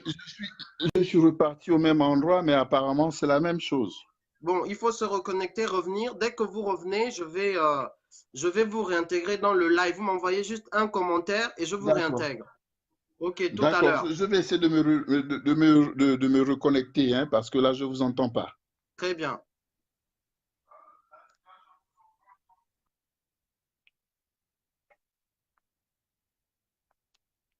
Alors, donc, vous entendez un peu le témoignage de ses frères et de ses... qui sont des fonctionnaires. C'est des gens qui ont des postes budgétaires au Gabon, qui ont suivi régulièrement leurs études au Gabon, qui sont devenus le personnel de santé au Gabon et qui devaient perfectionner tout simplement leur profession et qui voulaient avoir un avancement professionnel, ce qui est normal. Ils ont été sélectionnés dans le cadre d'un programme entre deux États. Mais vous vous rendez compte les différents manquements qu'on a déjà constatés depuis tout à l'heure. Mais je peux vous dire autre chose, c'est que en préparant ce live, je me rends compte, je me dis, mais attends, mais c'est terrible parce que euh, on me dit qu'il faut qu'ils aient à peu près, enfin par mois, ils peuvent recevoir au Maroc l'équivalent de 150 000 francs CFA. D'accord? Qu'en comptant tout ce qu'ils doivent faire comme dépenses au Gabon avec leur salaire. Parce que normalement, ils devaient avoir des primes. Mais ces primes n'ont pas été payées. Primes de transport et autres, rien. Donc, en fait, finalement, ils n'ont que le petit salaire qu'on leur reverse après avoir défalqué. Et ce qu'ils ont cotisé et les dettes qu'ils ont prises pour pouvoir voyager. Tout ça, on enlève. Ainsi que tout le reste que les parents ont besoin d'avoir au Gabon pour vivre. Donc, tout ça, on leur envoie. Donc, un reste qui est un reste d'à peu près 100 à 150 000 par personne. Ça, c'est leur salaire. Ça veut dire que toutes les primes de stage, rien n'est versé. Et avec ça, tu dois vivre. Tu dois payer ton loyer. Un loyer décent, quelqu'un postait tout à l'heure, c'est entre 100 et 150 000 francs CFA. Donc, quand on voit 150 000 du Gabon, tu fais quoi avec? Quand tu vas chercher un loyer Machuaka, ben, tu es autour de 90 000 avec tous les risques que ça comporte. Et tu dois encore payer ta carte de transport. Parce qu'ils ont les trams là-bas, tout. Tu payes ta carte de transport, tu payes l'abonnement. Tu ne pourras plus prendre le taxi normal, oh, c'est fini, parce que tu n'as plus l'argent. Et derrière, tu n'auras plus de quoi peut-être manger. Donc, tu fais comment? En fait, tu dois choisir entre payer ça ou payer ça. Payer ça, ça c'est des fonctionnaires. Pire encore, ils sont dans des classes, imaginez-vous, avec des jeunes quand même qui ont eu le bac et autres. Parce que là, ils ont tout recommencé, ils ont repris la licence 1. Donc vous vous retrouvez avec des jeunes de 18-19 ans. Mais là, qu'est-ce que tu dois faire? Tu arrives aux études, tu arrives à l'université débraillé, tu ne peux pas changer de vêtements. Donc des fonctionnaires qui se retrouvent comme vraiment des mendiants, des gens qui sont comme des clochards quoi en fait. Avec des premières années marocains. Vous connaissez vous-même comment déjà le regard du noir est dans certains milieux au Maroc. Et en plus, tu vis dans les quartiers les plus malfamés. Tu es fonctionnaire. Avec tous les risques de braquage, de vraiment racisme que tu peux subir dans certains endroits. Je ne dis pas partout au Maroc. Mais il y a les quartiers malfamés, ils ont encore un problème de racisme connu au Maroc. Comment on va faire? Comment on va faire? Tout à l'heure, j'ai vu un document. Normalement, la tutelle gabonaise a déjà passé en paiement 26 des 63 personnes devaient recevoir déjà l'équivalent de leur prime qu'on devait leur verser. D'accord? Donc, c'est normalement la prime de transport, d'après ce que j'ai vu. C'était l'équivalent de 9 millions de francs CFA pour 26 personnes. Déjà, c'était liste 1, 26 personnes. Le reste devait arriver dans la liste 2. Tout ça est déjà signé par le ministre. Sauf que c'est bloqué, on ne sait pas où au budget. Et depuis qu'ils appellent, depuis qu'ils relancent leur dossier, on leur dit la même chose. On attend l'ordre de la tutelle. On attend l'ordre de la tutelle. La tutelle là, c'est qui? C'est quoi l'autorité supérieure là qui doit signer? Tout est déjà prêt. Donc, la décision de payer pour 26, rien que la prime de transport, avait déjà été signée à l'époque. L'argent n'est jamais arrivé jusqu'au compte de ces personnes, de ces étudiants stagiaires au Maroc. Jamais. Ça veut dire que soit l'argent a été décaissé, il a disparu, soit on se fout de leur gueule. Mais normalement, quand l'ordre de paiement arrive au trésor, au budget, c'est déjà fait. Vous savez que votre argent doit déjà tomber dans votre compte. Rien. Et Jaël me rajoute qu'il y en a qui ne reçoivent que 80 000 par mois. Ça veut dire qu'ils sont obligés, en fonctionnaire, père de famille responsable, d'aller se serrer, comme vous avez vu tout à l'heure. D'aller se serrer à 4 dans 25 mètres carrés. Quand on sait que, par exemple, en France, la chambre la plus petite du logement étudiant, c'est-à-dire aux normes, c'est 9 mètres carrés. Ça veut dire 9 mètres carrés par personne. 4 personnes, le minimum en France, c'est normalement 4 fois 9, 36 mètres carrés. Mais là, vous êtes sur 25 mètres carrés, donc à peine de quoi respirer. Tu te lèves, tu marches un peu, tu es déjà à la cuisine. Vous êtes 4. Pas d'intimité. Des pères de famille. Des pères de famille. Ce n'est pas acceptable.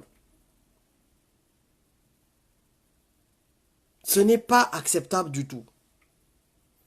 J'ai vu un courrier daté du 23 février 2018, qui est une correspondance de l'ancien ambassadeur du Gabon au Maroc. Trouvez vous-même son nom, parce qu'aujourd'hui, il est déjà ministre des Affaires étrangères. Allez-y vous-même trouver son nom. Qui avait écrit à l'époque à l'autorité de tutelle de ces étudiants-là au Gabon en disant que, je vous rappelle les termes de la convention qui nous lie ministère de la Santé à ministère de la Santé Maroc-Gabon.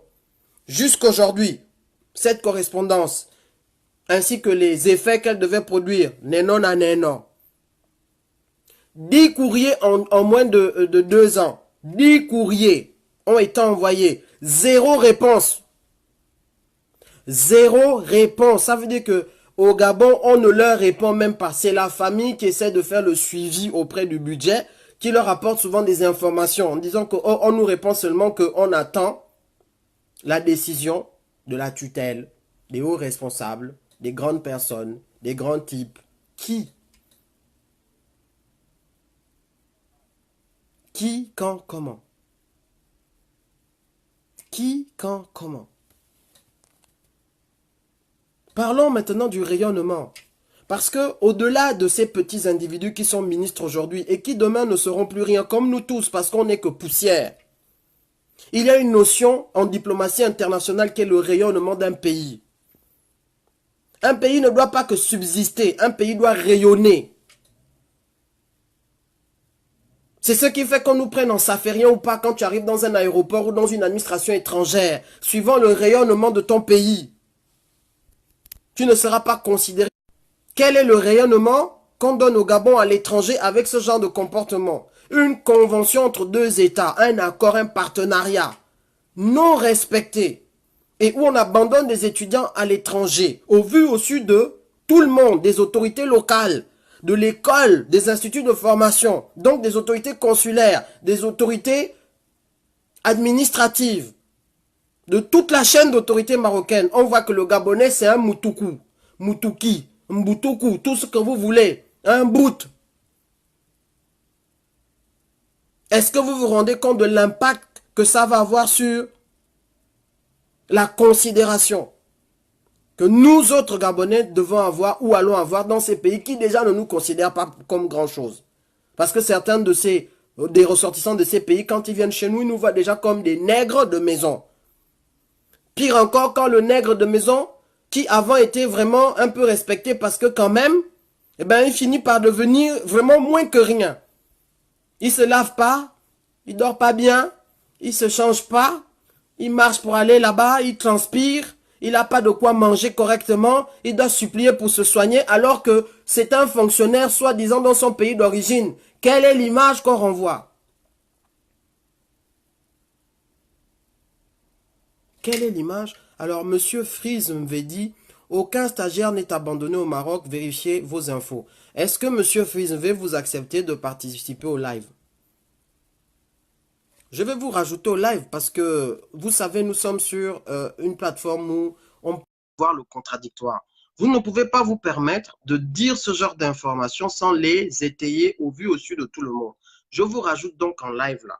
Et si vous voulez, envoyez-moi une demande. Comme ça, vous allez étayer vos propos. Parce que pendant que on nous explique la situation concrète, vous venez dire quelque chose qui est en totale contradiction et qui semble être une ineptie, comme si les choses qu'on vient de voir là, c'était inventé de toutes pièces. Donc, Monsieur FreezeMV, veuillez vous connecter pour donner votre état de fait. Il ne faut plus qu'on tourne en rond, parce que moi, le Congo, ça, je déteste. Vous savez que quand vous participez à un de mes lives, il vaut mieux savoir ce que vous dites. Venez nous expliquer ce que vous dites. Connectez-vous, acceptez l'invitation, ne fuyez pas. Peut-être que vous avez des informations que nous n'avons pas ou que ces stagiaires-là n'ont pas. Sur les revenus qu'ils ont, sur les questions qu'ils vivent. Donc, je vous écoute, monsieur MV. Bonjour, présentez-vous, parce que la population ne vous connaît pas forcément. Bonsoir, monsieur Stéphane Zeng. Bonsoir. Bonsoir. Si je viens participer à ce live, c'est parce que je suis directement concerné. Je vous écoute. Je vous écoute. Bon, c'est vrai que j'ai pris le, le live de cours, mais les informations que vous avancez ne sont pas vraies. Lesquels? Lesquels? Vous avez dit que les stagiaires de la santé sont abandonnés au Maroc. Ce n'est pas vrai du tout, pour commencer. Allez-y. Allez-y, je vous écoute. C'est vrai qu'en venant ici, nous avons eu quelques difficultés, notamment pour le transport. Il a été dit que le ministère, enfin l'État gabonais, comme d'habitude, doit prendre en charge le billet des stagiaires, ce qui n'a pas été fait. Je ne sais pas si vous me suivez. Mais bon, avec le bon sens des Gabonais, on a décidé de venir à nos frais avec l'espoir d'être remboursés. Ça fait déjà plus d'1 an, nous ne sommes pas remboursés et on sait que depuis un moment, ce n'est pas le cas. Bon, quand vous venez dire que les Gabonais sont abandonnés à eux-mêmes, c'est une situation qui peut même, je dis à la limite, essayer un peu de donner un coup de massue à notre convention entre l'État marocain et l'État gabonais. Parce que dans les conventions, malheureusement, personne n'a vu les conventions. Il n'a jamais été dit que le Maroc va prendre en charge les Gabonais. C'est l'État gabonais qui prend en charge et les Gabonais viennent avec leur salaire. Je ne sais pas si vous m'en suivez. Alors, donc on va reprendre étape par étape. Est-ce que vous pouvez couper votre retour parce que ça fait un écho? Bon, je ne sais pas couper. Je vous reçois. Pourtant, moi, je vous reçois très bien. Oui, non, mais c'est que quand je parle, ça fait un écho chez vous.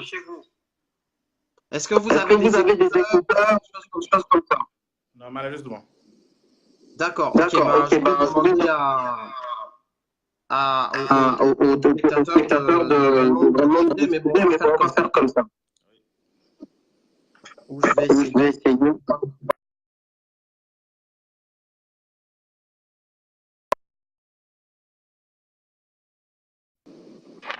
Allô? Ouais, il y a toujours un retour. Bon, c'est pas grave. Donc, alors, je vais vous poser quelques questions. Qu'est-ce qu'il faut dans ce que je vais dire? La convention prévoit que ces étudiants qui viennent à l'étranger soient pris en charge au niveau de leur inscription. Oui ou non? Au niveau de l'inscription, normalement, l'inscription est totalement prise en charge par l'État, par le Maroc. L'inscription est donc prise en charge dans le cadre de la coopération internationale, oui. D'accord. Cette inscription a-t-elle été payée pour eux, oui ou non? Enfin, pour moi, ça a été pris en charge. Pour moi. Non, je parle pas, je parle des 63. Non, moi je suis stagiaire. Oui, mais vous faites partie de ceux-là. Est-ce que vous faites partie de ceux-là ministère de la Santé. D'accord. Est-ce que vous faites partie de ceux-là pour lesquels cette inscription n'a pas été prise en charge? Ils sont 63. Là, ce côté, je ne connais pas parce que vous avez parlé en général de tous les stagiaires du ministère de la Santé. J'ai parlé de la promotion venue en novembre 2017. On a bien 2017-2018, je suis de cette promotion. D'accord, donc 2017, il y a des stagiaires que vous connaissez, qui sont donc avec vous là-bas, qui n'ont pas été pris en charge.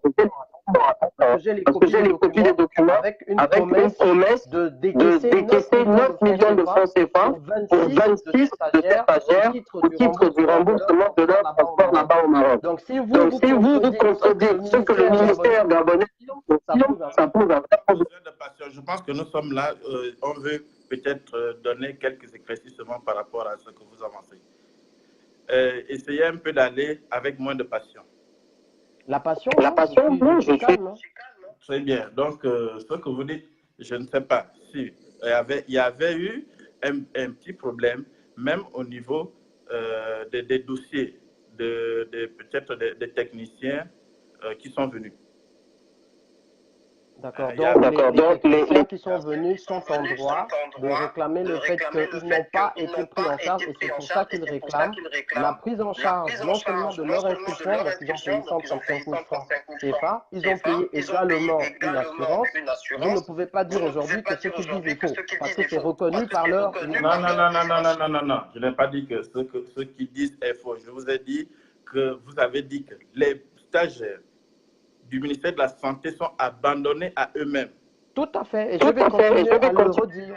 Oui, il faut le dire, mais en précisant, parce que quand vous le dites, figurez-vous que nous autres qui ne sommes pas concernés par peut-être certains qui n'ont pas été, donc les inscriptions n'ont pas été ficelées, ils ont le droit de réclamer. Mais quand vous mélangez toute une promotion, parce que dans la promotion... Vous êtes à l'ISPIT? Est-ce que vous êtes à l'ISPIT? Bien sûr. Donc, ce qui...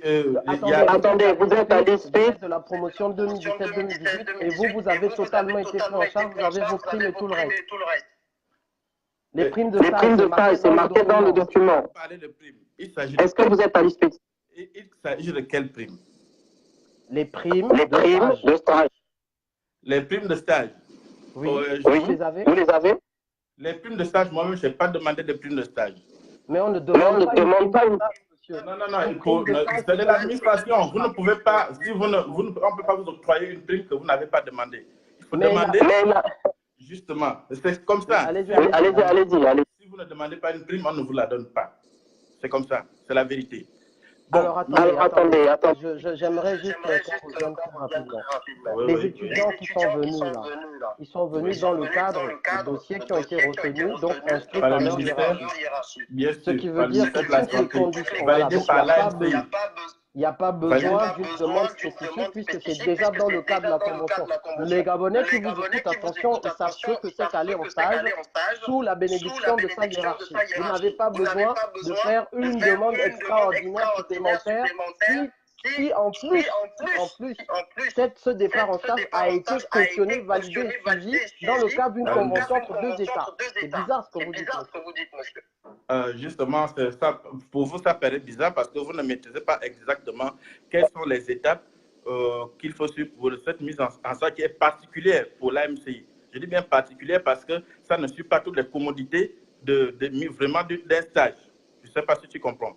Non, je ne comprends pas. Ils ont suivi toutes les étapes depuis le Gabon. Bien sûr. Donc, du coup, oui, justement, je vous explique.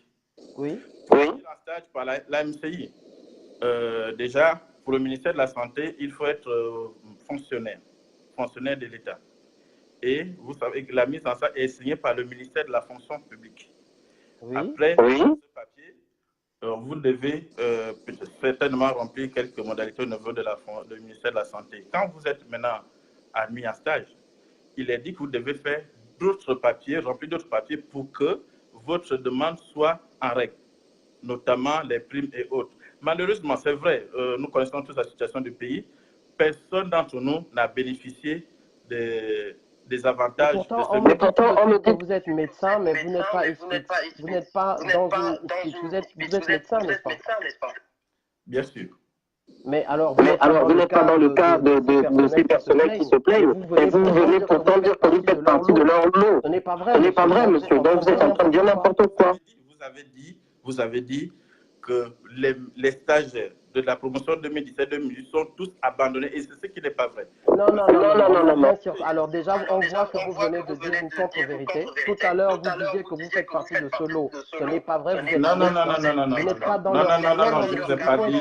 Non, soyons objectifs. Vous ne faites pas partie de ce... Mais non, mais je ne suis pas passionné. Je répète les propos. Vous êtes un médecin. Eux, ils sont paramédics. Ils l'ont clairement dit. Ils ne sont pas médecins. Et c'est une promotion bien particulière qui a ce problème et ce problème est connu.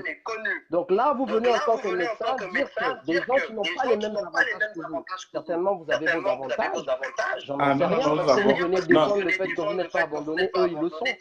Vous leur déniez le droit de dire la réalité sous prétexte que vous êtes vous dans une autre situation. C'est terrible ça. Je ne suis pas dans une situation favorisée. Là, il faut déjà bien le signifier. Je vous ai dit, calmez-vous. Parce que vous... Non, on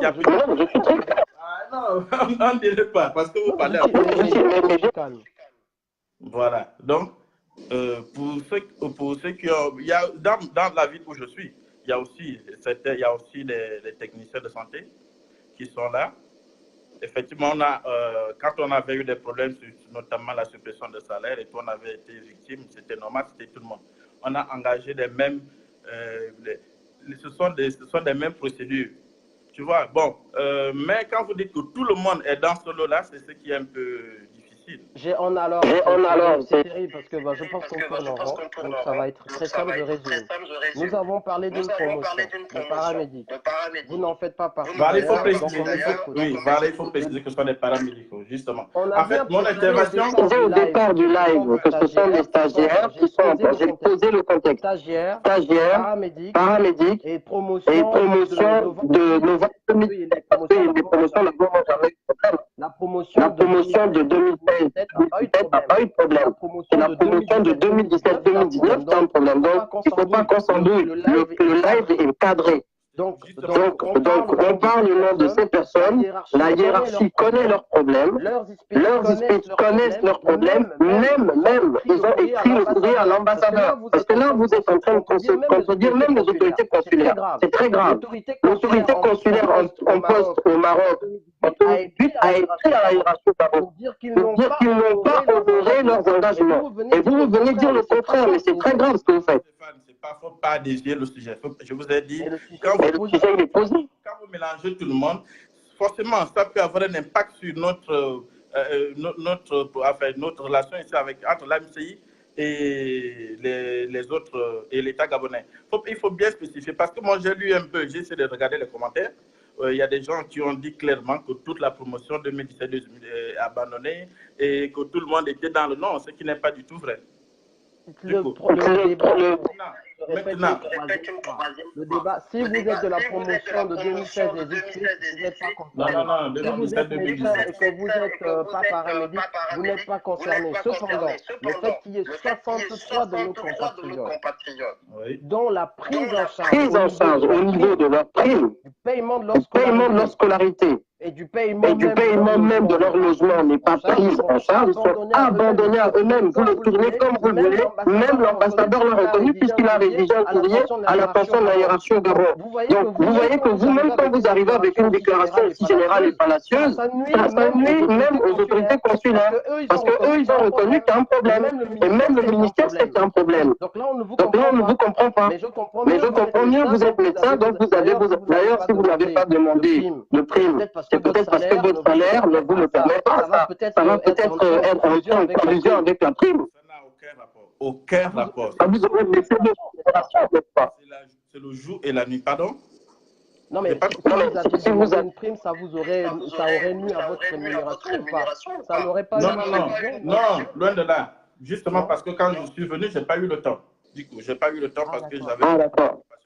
Et du coup, je n'ai pas dit que nous sommes exonérés de tous les problèmes. Nous avons beaucoup de problèmes, mais bon, nous avons un objectif, c'est clair. Mais il faut reconnaître, parce que je suis ici avec les techniciens de santé, les techniciens de radio et tout, effectivement, ce qui m'avait été déjà souligné, et les démarches ont été engagées. Bon, je ne connais pas du tout l'issue, parce qu'il y a eu d'autres problèmes, et nous avons réécrit. Bon, le ministre actuel connaît exactement le point, je ne sais pas ce qu'il y en est. Et donc, je voulais seulement qu'on précise les choses, parce que quand on dit que tous les stagiaires de la promotion 2017-2018 sont dans les problèmes, il faut quand même essayer de nuancer, sinon on aura des... Je pense qu'il y a eu au niveau de votre compréhension du cadre, mais bon, ça me permet juste de voir que la formule live fait que les gens arrivent et peut-être qu'ils entendent que ce qu'ils veulent alors que le cadre est posé.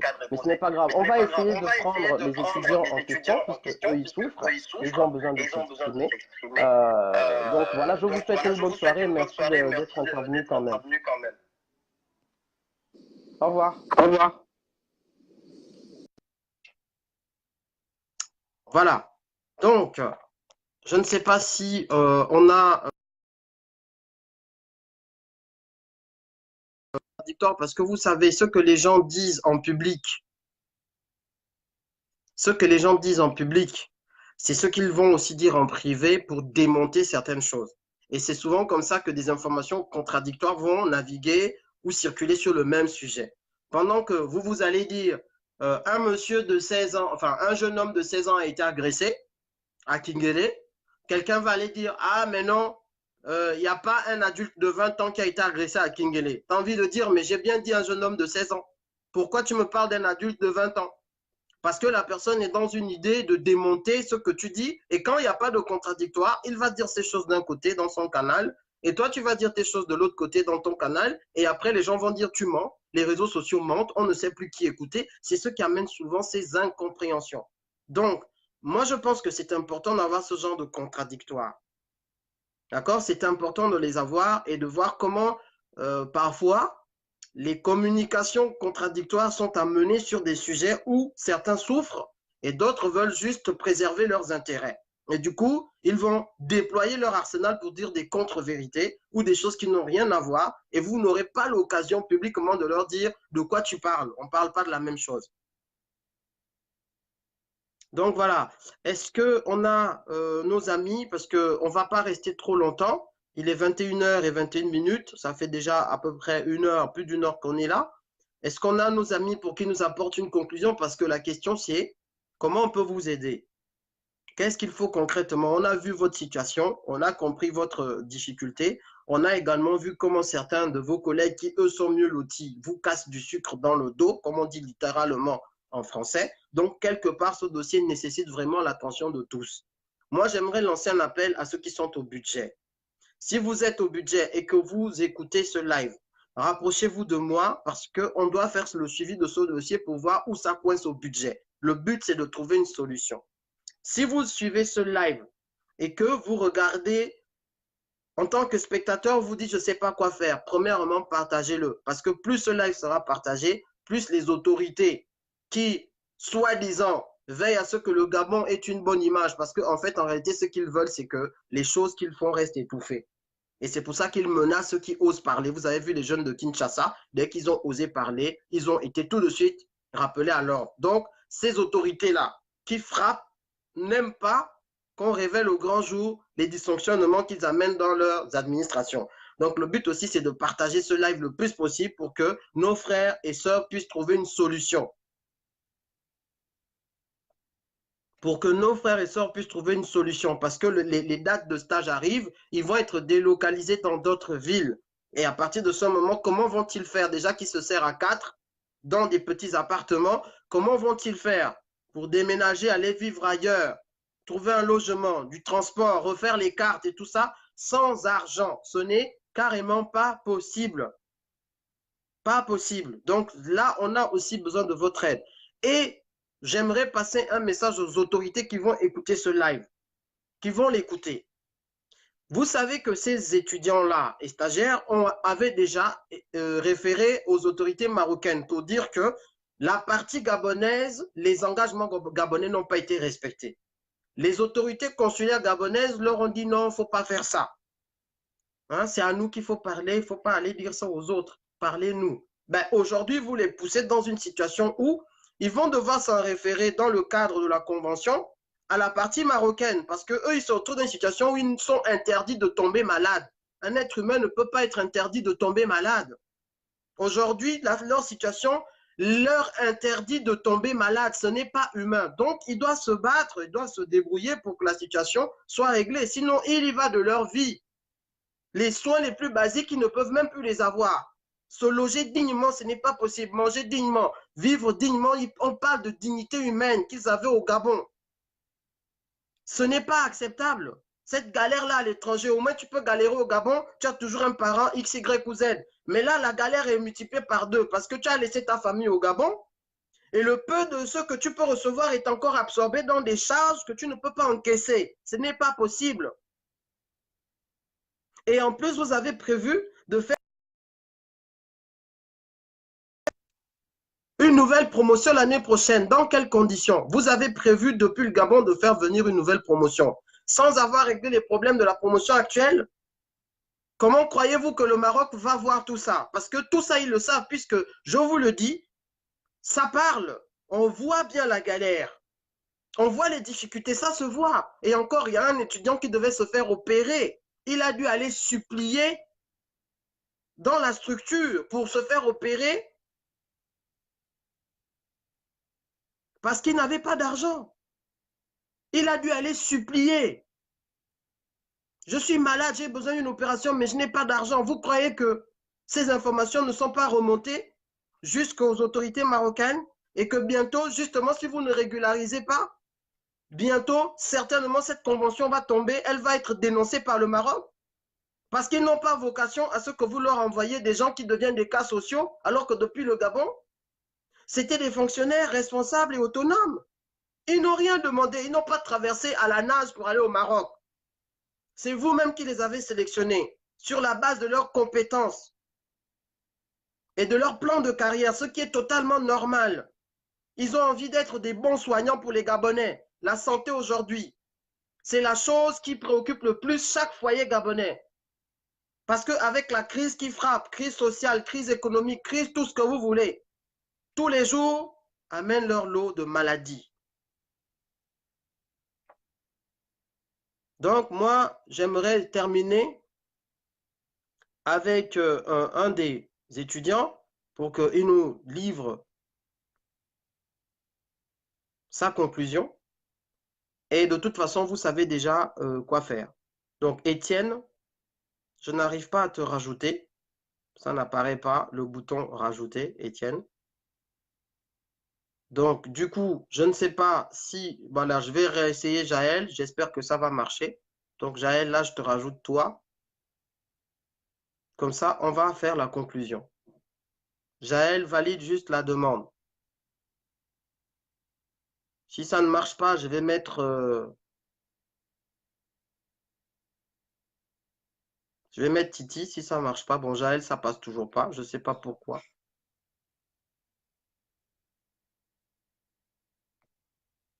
Ok. Bon, Jaël, depuis tout à l'heure, ça ne passait pas. Titi, je vais te rajouter. Si ça passe, tant mieux.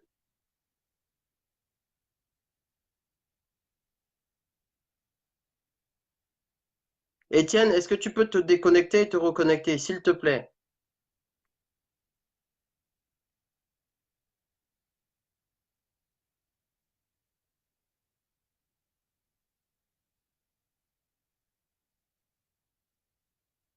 Ajout en cours.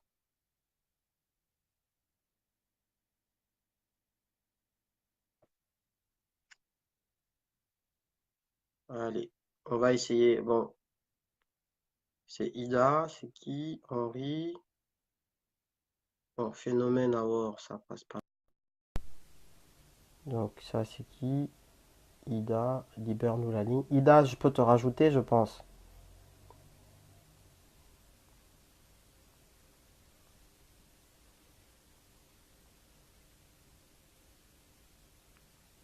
Jaël, ça ne passe pas, il me dit. Alors, attendez.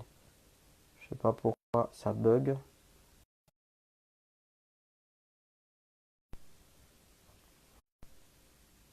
Jaël, hop. Jaël, si tu m'entends, valide juste la demande. Donc, c'est pas passé. Étienne, c'est bon. Là, je te vois. Tu as une demande d'ajout, Étienne. Voilà, très bien. Bonsoir, Étienne. Je suis en ligne? Oui, tu es en ligne. D'accord. En fait, oui, j'aimerais quand même, avant de conclure, revenir sur la situation du médecin. Et en fait, le problème des médecins, c'est qu'ils n'ont jamais, jamais, jamais et au grand jamais été solidaires des problèmes des paramédicaux.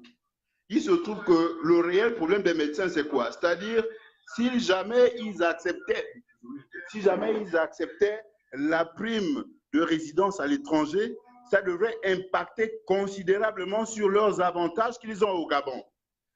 C'est pour cela qu'ils ont refusé cette prime-là, parce que ça ne les arrangeait pas du tout.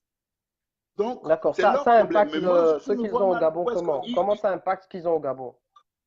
Parce qu'en fait, leurs avantages, combinés avec tout ce qu'ils ont comme prime, si on coupe ces primes-là pour leur octroyer la prime de résidence à l'étranger, ils seront pénalisés. C'est pourquoi ils ont refusé cette prime-là.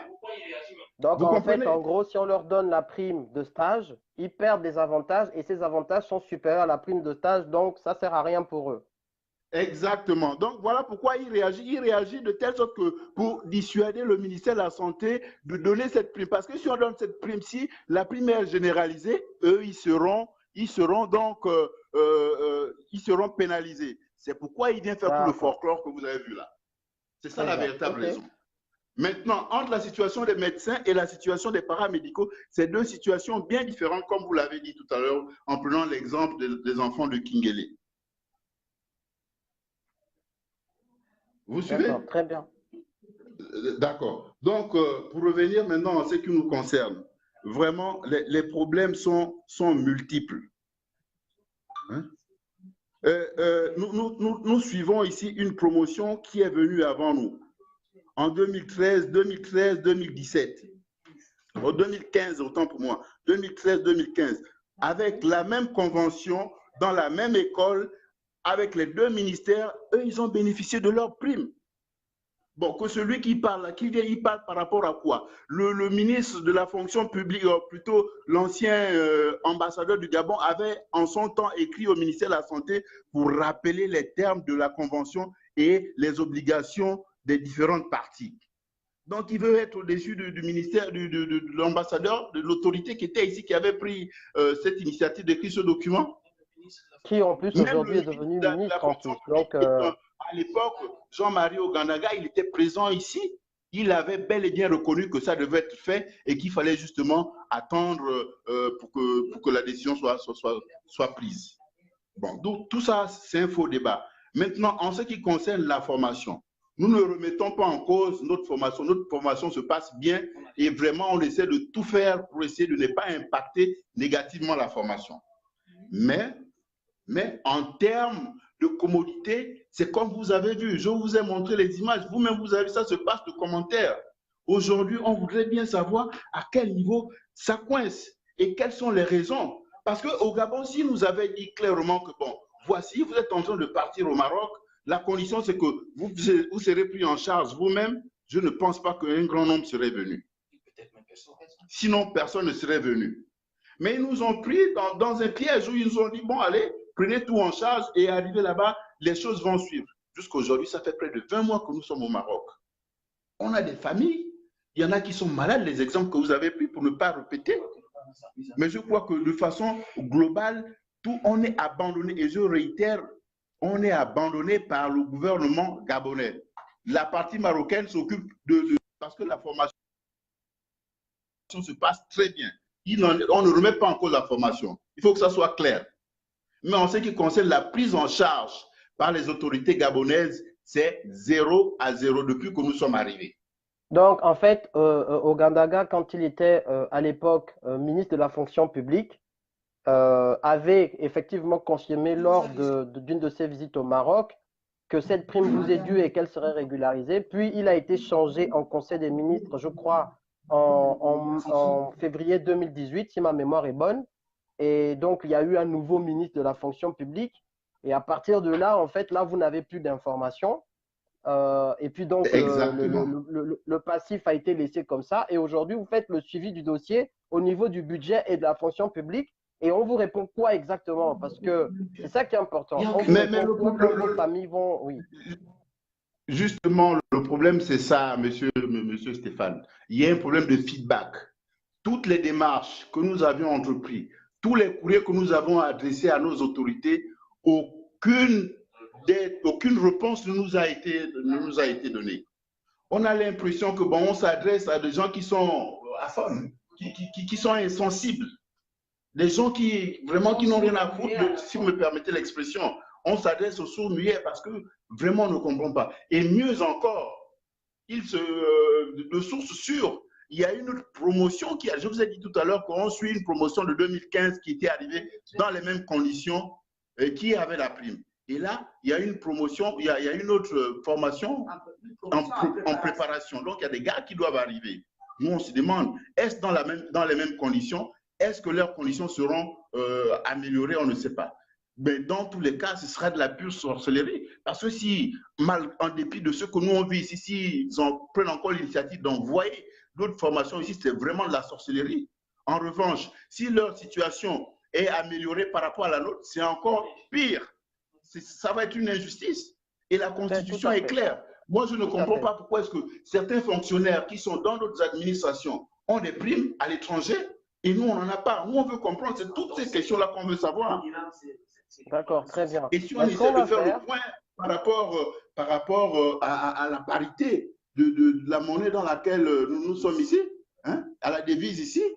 Mais 1 dirham, c'est égal à 63, presque 63 francs CFA. Donc, ça veut dire que dans les 100 000, vous avez parlé tout à l'heure qu'on nous envoie 100 000. On est autour, celui qui a plus, c'est 150 000. Celui vraiment qui a plus, qui n'a pas assez de problèmes.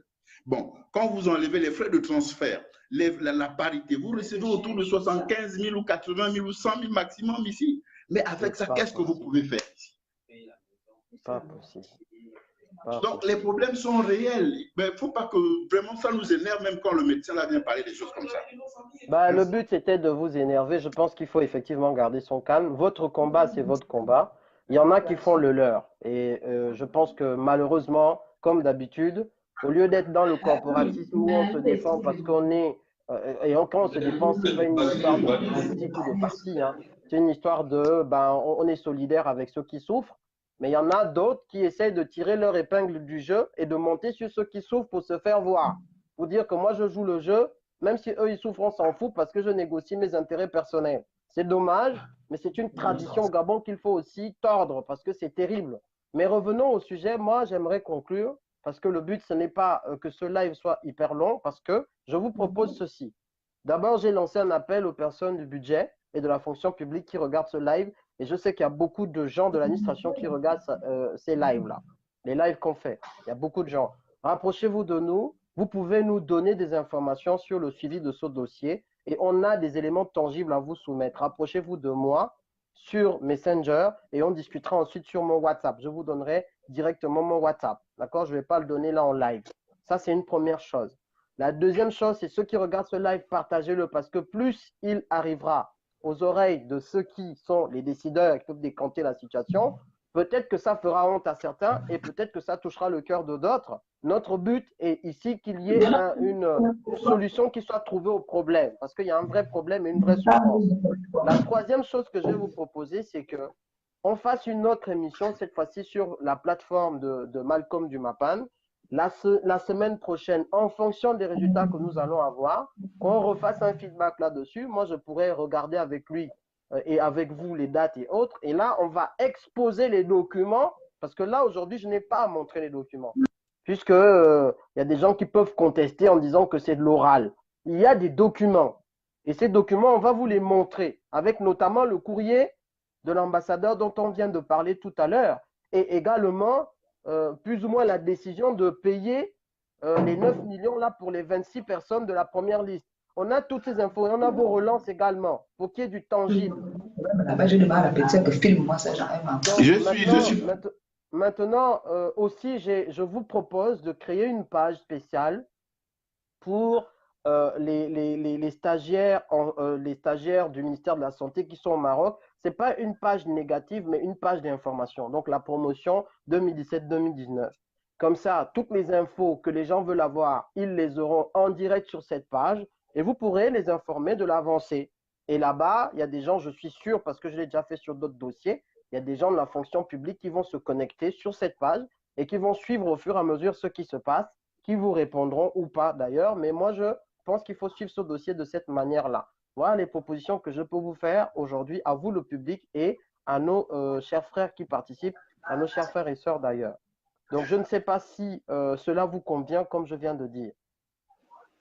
Oui, nous partageons vos points de vue, hein, et nous ne pouvons qu'adhérer à cette démarche dès lors qu'elle pourra, tant soit peu, nous aider à voir vraiment le bout du tunnel. Parce que l'idéal pour nous, ce serait de rentrer en possession de cette prime. Vraiment, la vie est compliquée ici parce que vous-même, vous savez, à l'école, il faut faire des tirages, il faut faire ceci, il y a plein de choses à faire et ça ne nous arrange pas. Donc, si vraiment toutes les démarches qui concourent à l'amélioration ou bien à la résolution de ce problème, vraiment, ça ne peut que nous arranger. Nous adhérons. Je ne pense pas qu'au niveau du Maroc, ici, les stagiaires de l'ISPIT puissent trouver objection à ce que vous avez dit. Nous allons nous y atteler.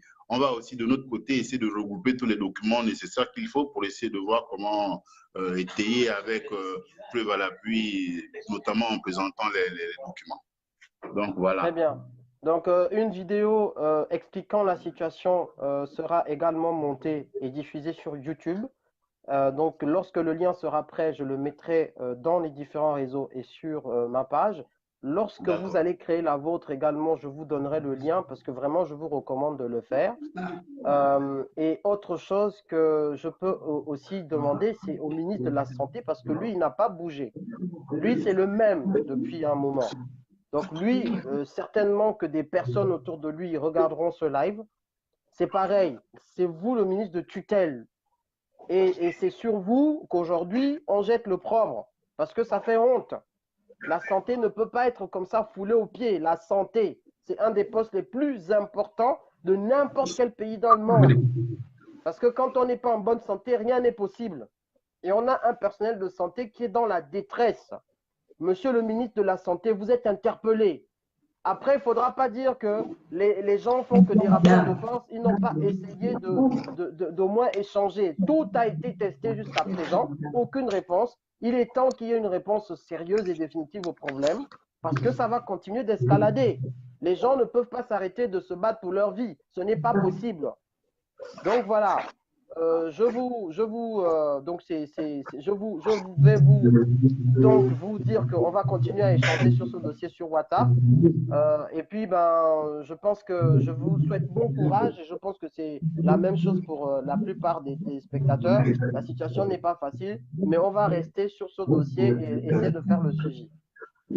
Merci, merci. C'est vous qui nous remercions d'avoir apporté notre préoccupation. Parce que sincèrement, quand j'ai vu votre live, je n'ai pas hésité. C'est pourquoi je n'ai pas hésité de prendre la parole publiquement pour dénoncer les faits qui se passent ici. Je suis le témoin vivant et je fais partie de la cohorte. Maintenant, bon, voilà quoi. Vraiment, c'est nous qui vous remercions. Nous vous disons merci pour tout ce que vous avez fait pour... merci beaucoup. D'accord. C'est Madame Denise Mebkam, d'ailleurs, la ministre de la Santé. Hein. Ouais. Bon, je vous souhaite une bonne soirée, du courage à vous et merci d'avoir participé. On reste en contact, on échange sur WhatsApp. Ok, merci, au revoir, bonne soirée. Merci à vous, au revoir. Bon, maintenant, on va essayer juste de partager ce live. Prenez quelques secondes, là, vous êtes 57 personnes. Si vous n'avez pas encore partagé, cliquez sur le bouton partager, s'il vous plaît. Partager et puis on pourra ensuite se déconnecter. Prenez quelques secondes, partagez ce live, mettez-le dans vos groupes, mettez-le dans le WhatsApp, copiez-collez le lien. Faites tout ce que vous avez à faire, partagez-le dans votre Facebook, s'il vous plaît. Autre chose que je voulais vous dire aussi, c'est que quand vous voyez ce genre de sujet, c'est pas que ce genre de sujet traité par moi, hein, on s'en fout, parce que l'interlocuteur que vous avez, on s'en fout. Mais quand on a des sujets de solidarité, de dénonciation, des sujets d'éveil des consciences, des choses comme ça, je vous recommande ceci. C'est aussi ça la stratégie de changement et de rapport de force. Connectez-vous, même si vous ne suivez pas. Pourquoi? Je vais vous dire pourquoi. Parce que les gens que nous avons en face dans le système, ainsi que les auditeurs internationaux, qui sont notamment les gens de la communauté internationale ou les gens de l'ancien colon, ces gens-là vont regarder aussi quelle est l'assistance qui participe au live d'éveil des consciences et au live de défense des droits. Ça leur permet de voir votre niveau d'implication dans ce qui se passe au Gabon. Même si je vous dis, même si vous trouvez que ça ne se fait pas, c'est une stratégie de résistance. Quand vous voyez qu'un live de la résistance gabonaise ou un live de changement d'éveil des consciences peut faire 400 connectés, vous ne savez pas comment psychologiquement ça va changer les rapports de force au niveau des dirigeants internationaux et locaux. Parce que pour eux, ils se disent 400 connectés, ça fait beaucoup de gens qui vont finir par avoir ce live si on compte le nombre de partages. Et donc, à partir de ce moment, la parole qui est dite sur les réseaux va être un vrai contre-pouvoir parce que ces gouvernants se disent « Ah, ça va atteindre beaucoup de monde. » Eux-mêmes, ils vont même finir par recevoir ce live dans leurs espaces des réseaux sociaux. Donc, plus on est connecté, plus ça va donner de la force à ce qu'on dit sur les réseaux qui est un contre-pouvoir aux dérives qu'on a chez nous. Moins on est connecté, plus ce qu'on va dire n'a pas d'importance. Il faut donc que nous aussi on apprenne à faire des actions qui sont des actions qui donnent du poids à la résistance et à la lutte qu'on mène. Connectez-vous, même si vous cuisinez et que vous ne pouvez pas suivre, connectez-vous. Ça fera une personne connectée en plus. Et si vous êtes 500 connectés sur un live de changement, un live de dénonciation, un live de solidarité, ça va changer la manière de se positionner des autorités locales et internationales. Si Maranga Moussa vous fait 400 connectés, il faut qu'on s'arrange tous. Que ceux qui dénoncent ce qui se passe au Gabon fassent le double. Quel que soit le nom, même si vous n'aimez pas la personne, vous n'aimez pas la bouille. On est là en stratégie de rapport de force. Stratégie de rapport de force, ça doit être systématique. Et ça, vous pouvez le faire, c'est à votre portée, ça ne vous coûte rien. Prenez même un ordinateur à côté, connectez-vous seulement et puis prenez votre téléphone, faites autre chose. Ça ne vous coûte rien. Et ça change beaucoup de choses dans la psychologie de nos dirigeants et dans la psychologie de leurs colons de maître. Ils ne sauront jamais si vous êtes vraiment là ou pas. Ils ne peuvent pas savoir. Donc je vous donne cette astuce pour que vous le fassiez et que ça change les rapports de force. Je répète, ça change les rapports de force. Plus ils se disent qu'on est écouté, plus on fait de la dénonciation en ayant de l'audience, plus cette dénonciation a de l'impact. Prenez la peine de partager systématiquement aussi. Voilà. Parce que quand eux-mêmes reçoivent ce qu'on se dit sur les réseaux sociaux, là, ils se disent que ah, ça a tourné partout. Ok? Donc, prenez le temps de partager et on se dit bonsoir. Bonne soirée à tous. Merci d'avoir suivi. On est ensemble.